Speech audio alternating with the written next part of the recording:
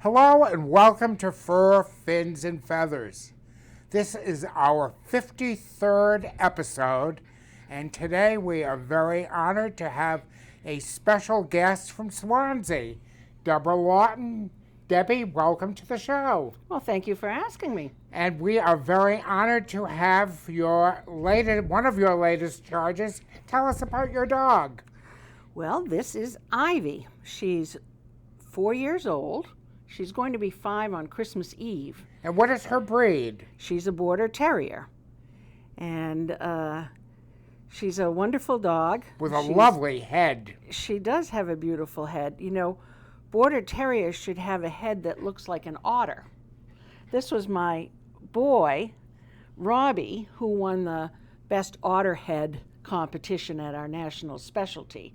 And as you can see, he does resemble a bit of that otter profile. They have a strong jaw. They have a lot of width between their ears and between their eyes. They have nice big teeth. But, you know, everything about their conformation, Brian, has to do with the job they were bred to do. What was that? Well, they would go in after a fox, after the hounds had put the fox down in the hole. They couldn't go in, they were too big. And the little terriers would run in after them and either dispatch them, they're tough little guys, or they would bolt them so they'd run out the other side of their den where the hounds were waiting. So they were bred to be a working terrier, and everything about their form should confirm with that function that they had to be a worker. How did you get interested in this breed? Well, as you know, my husband's a librarian, and one thing about librarians is that they like to research. And he did a lot of research. We had had a boxer previously to find a dog that had the characteristics that would be good for our family and that what I would love. And he came up with Border Terriers and Australian Terriers. And we couldn't find an Australian Terrier, but he found a Border Terrier for us, a breeder down on Cape Cod. Her name? Who I remember very well. Mary Elizabeth Bradley. Who was a very, very wonderful person. She sure was, and she was a nice mentor to me. And then in 1997, we got our girl we called Lily. And I had never showed dogs before, but Mary Beth wanted to have everybody on Cape Cod in Falmouth for their show in September. And I remember being there with my mother that day. Yes.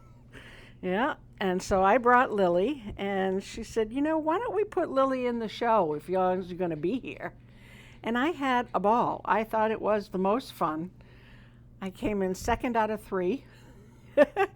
And my mother was so proud that day. I loved it. And I said, well, this is it for me. This is my sport.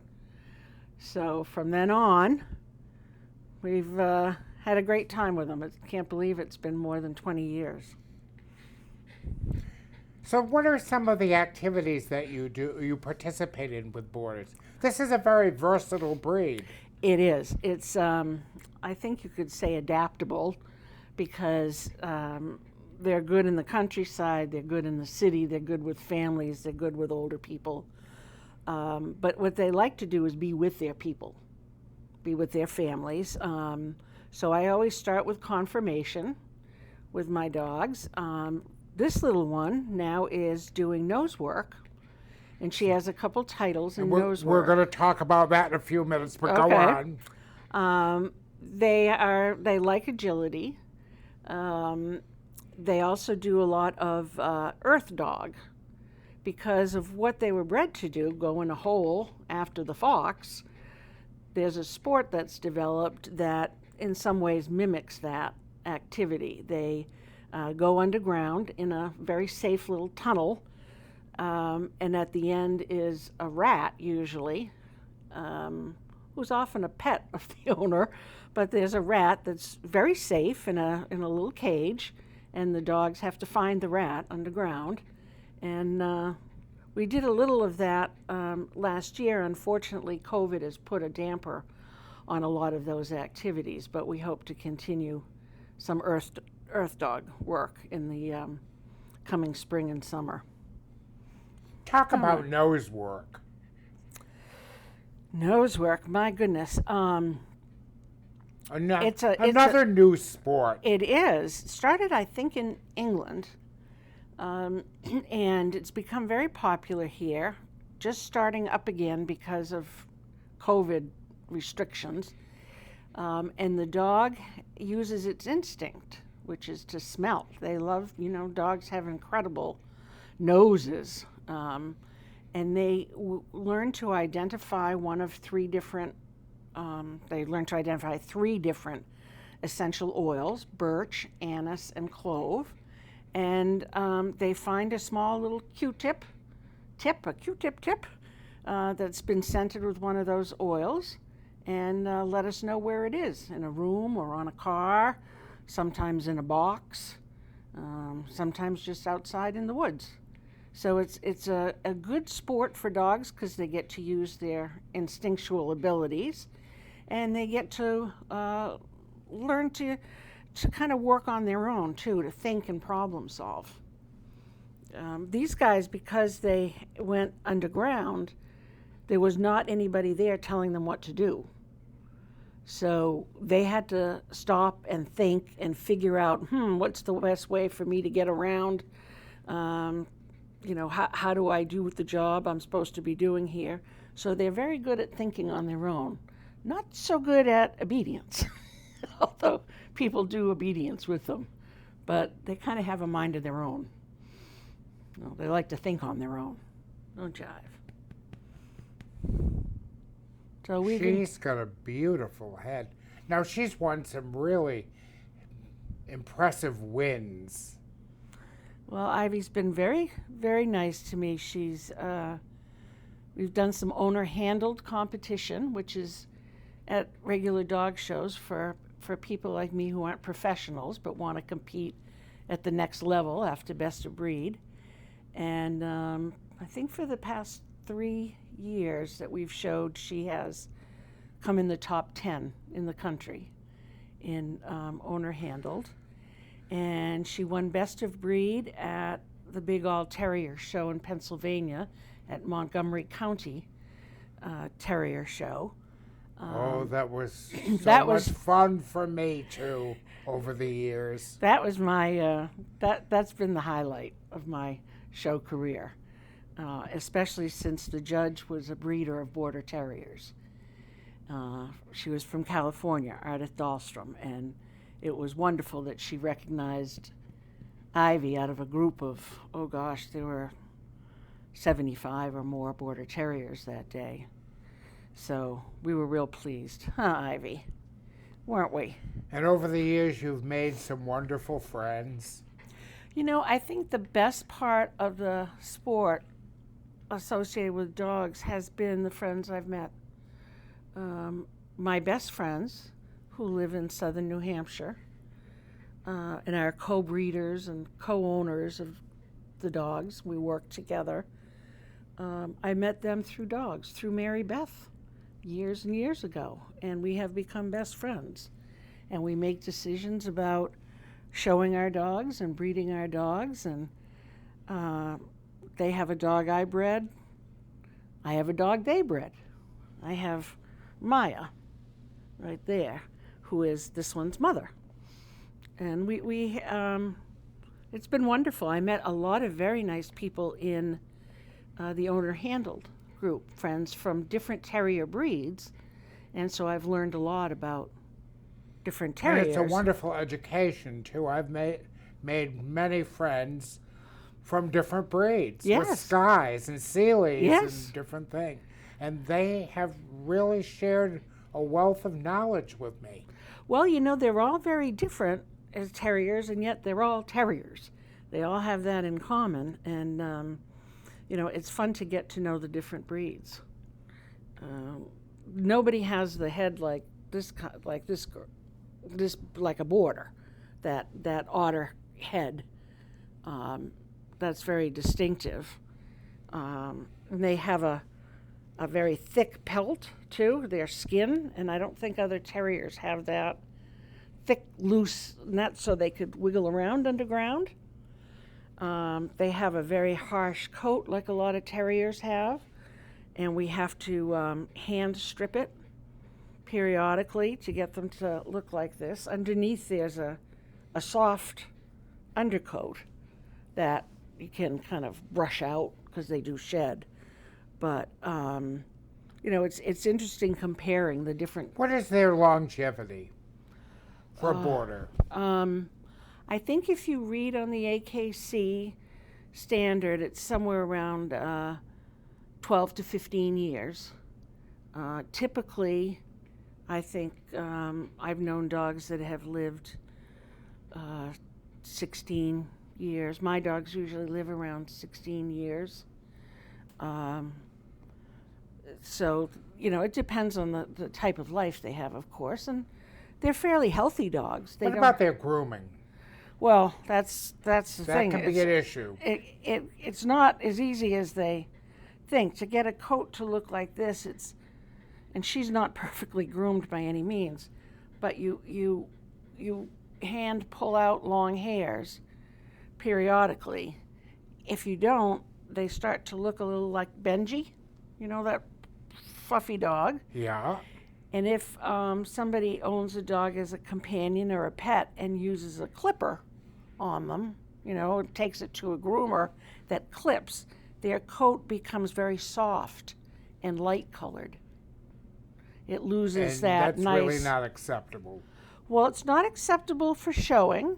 I know people that have older dogs, they clip them because they want to be kind and nice to their older dogs. Okay. Where it doesn't hurt them to be stripped, it does mean that they have to stand still for some time.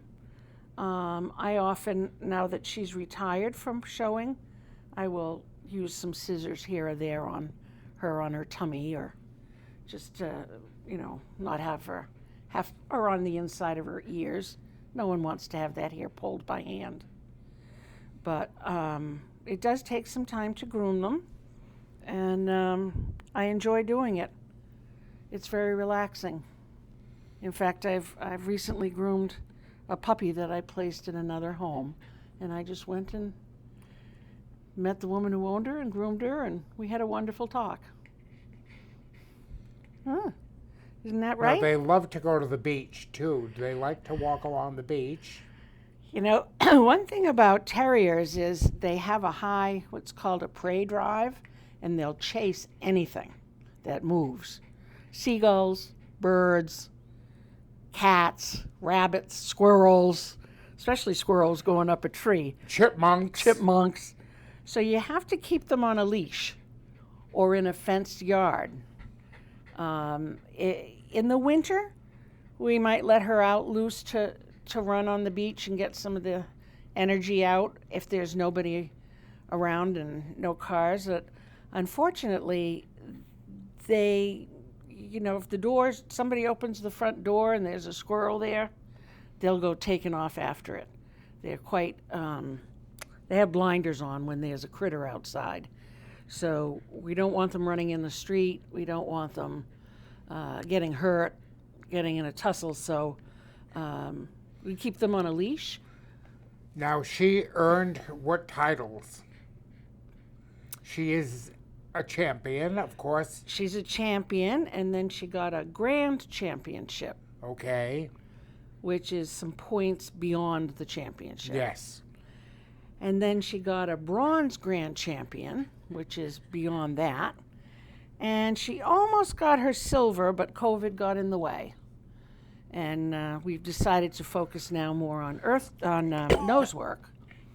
And in nose work, she has her Nose Work 1 title. And she also has an AKC title, is a Scent Work Novice. And next weekend, we're trying for our Nose Work 2 title, which is going to be difficult, but we're going to try, aren't we? Yeah, we're going to try. Do you want to How get do down? you prepare for those titles? Well, for Nose Work title, I'm going to get her a treat. For nose work title, we go to class, and our wonderful instructor sets up various scenarios for us, and we take turns one at a time for the dog. Here you go, have a treat. And they practice, and then we practice at home. I'll take her someplace or put a little scent thing for her to find in our house. Using a Q-tip. Yep. Okay. And the oil, and the competitions are at places that mimic real-time searching situations. If somebody were in danger or lost, and you had to find someone, so they might be at a school or a camp or a fire station, but someplace where there haven't been a lot of dogs. As you can see, they love food. Any kind of food, huh? Any kind of food, right? That's a girl. There's no more. It's all gone. No, it's all gone. We'll work for food. It's all gone. And she's 4 years old, so she's gonna be 5. Gonna be 5 on Christmas Eve.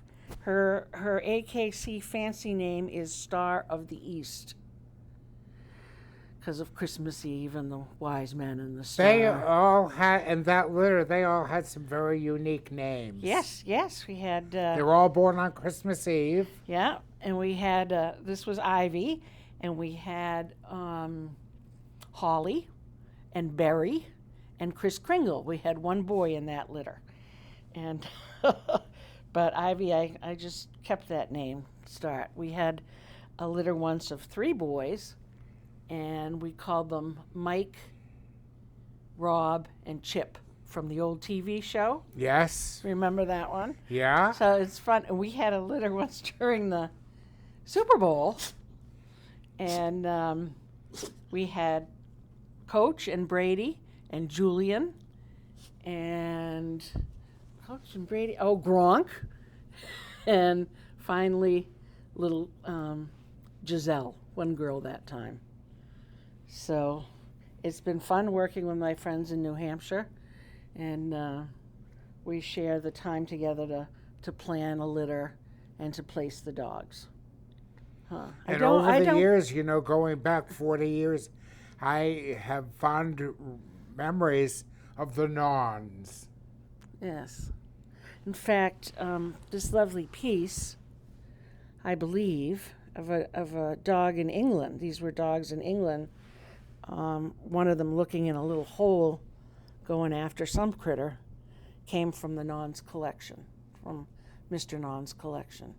He passed away several years ago. I remember him, Bob, yes. And Ruth Ann has become a good friend. She's a member of our local club. I would say one thing for people that if they were interested in any breed at all, to join the local clubs, because you meet a lot of people and get information. And that's how I started 42 years ago. Yeah. With the Wampanoag Kennel Club. Which I still want to join. Yes, and we still want you to join. Yeah. But no, 42 years ago. And with Al Kirby. Doesn't the time go, huh? And we made some wonderful, wonderful friends. No. And learned so much about all the breeds. Yes. And in a way, it's such a diverse group of people, different ages, different professions, different interest in dogs, some very competitive, some more having fun with their animal. So that's great. I'm a member of the Northeast Border Terrier Club and the National Border Terrier Club, the Border Terrier Club of America. And there's a lot of very, very good information about the breed on the Border Terrier Club of America's website. You just Google that. That I go to and periodically look through and see what's going on. That's right. And they've always got some very good information. Yes. They have good information, too, about whether or not a terrier, or a border terrier in particular, is good for your family. They're not for everyone. They're not for people that want a dog that'll walk along off leash, for example. and they do like some exercise, so they have to get out. You have to be willing to walk them or throw a ball or have some fun with them. But they, I don't know what I'd do without my dogs. And, you know. Now you are going on to become a judge. Well, Knock on wood. I'm. You've done some judging. Has it been fun? It has been a lot of fun. The biggest show I judged was the sweepstakes at our national specialty in Chicago. And that was 2019. And I had 115 puppies and veterans. I was a little overwhelmed. I was very nervous. But once Did you judge at Gray's Lake? Yes. Not Gray's Lake. It was another place in Chicago. But I judged at Gray's Lake in Illinois, in Chicago, and it was remarkable. You know, once you put your hands on those dogs, you forget about the people watching or other things. I think I took a little too much time, but it was just fun seeing all those puppies, and the older dogs especially were just dear to my heart. And the dogs were so beautiful. Oh, yes. Everybody brings their best to show, you know. I had so many beautiful Kerry Blues, and then I judged in other places in the Midwest, and I also judged a big junior showmanship specialty in Virginia. Now that's something I love to watch at shows, is the junior showmanship. That has always been intriguing. Those young people are wonderful, and they groom the dogs, they show them perfectly. Some of them are so small, so young. You know, they're 10, 12 years old, and they're wonderful. I had a young kid once, I think he was just 10 years old, with a basset hound. And I never saw a junior handler work so hard. A little low to the ground on that one. With a basset hound. And that young man, I was mesmerized because he loved his dog so much. It was heartwarming. Yes. And when I gave him first, I looked up, the person in the ring from the superintendent from Mossbow was crying. Aww. His parents were crying. Oh, all the kids were crying. And he was so proud of his little basset hound. Yeah. It was great. No, but we've had a lot of fun over the years. We have. It's So tell us about your goals. Are you going to go on to become a Border Terrier judge? I hope to. I have most of my requirements completed. I need to, once we get back to some dog shows, I need to judge another match, which is a non-point show. And I think that will be all of those requirements that I need to do. Are there any other breeds you'd like to judge? Well, one at a time here. But I think any of the terrier breeds are wonderful. I love the little Norwich and Norfolks, of course. And shorter-legged dogs than these guys. Something about Border Terriers, though, in the show ring, they're not flashy. You know, they're not look at me, like some of like a wire fox terrier or even a Sealyham, as you mentioned, or the Airedale. They're just little brown dogs. And we work very hard to keep them nice little brown dogs and not, flashy show dogs. But the new Parsons and the Russell Terriers are awfully cute. I love those little Russell Terriers. So maybe someday we'd branch out. But getting the first judging is the important one. Very good. So it's nice to see the dog from the other side of the ring. Right? It is. It is. And it's nice to do other things with them too. I can't wait for spring where we can do some earth dog. She had an introduction to it last year. And How do really you keep liked it. active during the winter? Well, there's a break, isn't there, between November and Westminster. You know. Yes, because we're not going to have Westminster this year, unfortunately. Well, it'll be in June. It will be in June. Yeah. But that was nice. always something I looked forward to. I know. In February, rather. I know. I've showed there a couple of times, and it's a big show, and a lot of people that really know what they're doing. Not all amateurs like me, but we keep busy. We take some walks. My husband is the main walker of the family. He does a great job taking them out.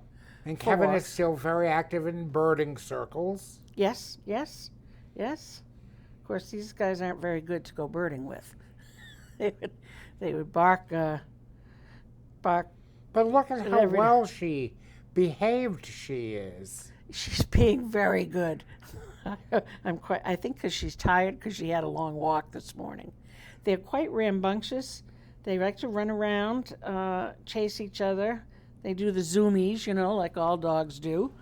The puppies are very, very active, and they love to chew anything, destroy anything. We can't have a toy in our house for more than 5 minutes.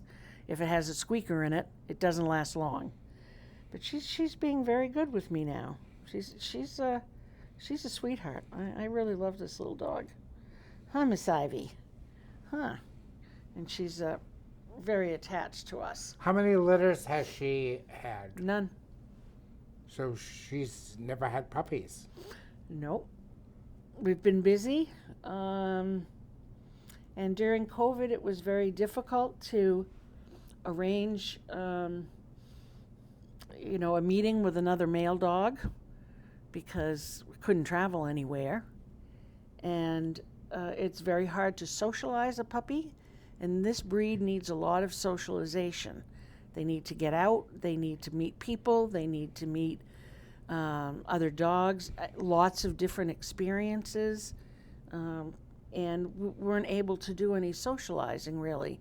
During COVID, we couldn't go anywhere and do things.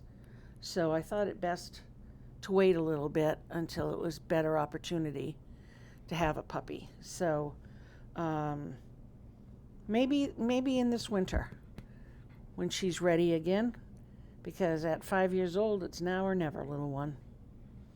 But I was just told that we are almost ready to wrap up. My goodness, that went fast. That went very quickly with Debbie Lawton and Ivy and your fascinating knowledge of border terriers and terriers and all the things you can do. And even this beautiful little border figurine. Isn't he nice?